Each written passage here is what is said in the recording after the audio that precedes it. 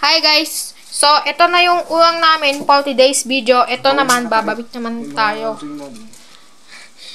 Hi guys! So, ito na yung ulang namin for today's video. Ito naman, babalik naman tayo. Babalik naman tayo mag-vlog. Simula naman. Excited na kasi ako makabidyo. Ang tagal-tagal pa. Kunin niya. Ay, kumuha ng kamatis. Dabababang. Kunin niya yung kamatis. Nasa suko. Tapos, dabababang kinuha niya. Niya. Nagluto na. Kapag meron akong tagaluto, ay taga-video. Hugasan naman, tapos nagbaba ng luya at sibuyas. Hinugasan niya. Yan, ito lang siya.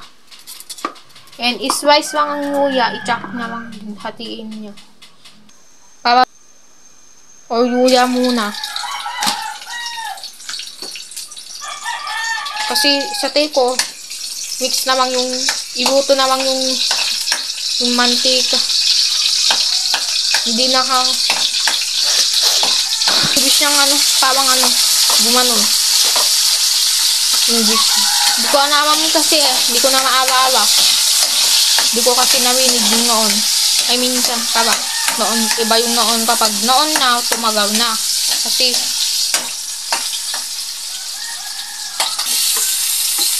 tapos, itong isang bata to, itong ading ko. Kasi ading ko yan. Tapos, kapag naboto, ayan. Ayan, pines-press na lang ito.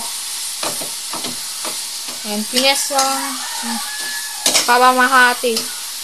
Press na lang yung ganun. Pabiriik lang. Isa din to. Isa din si Ading. Itong bata pa. Yes na. Kapag bumata na, bumata na to. Noon, bata ako, ganyan ako. Para mas maraming sabaw kasi excited na akong matikman ng ganyang shell. Pero parang maliit na. Ayan, parang malaki na.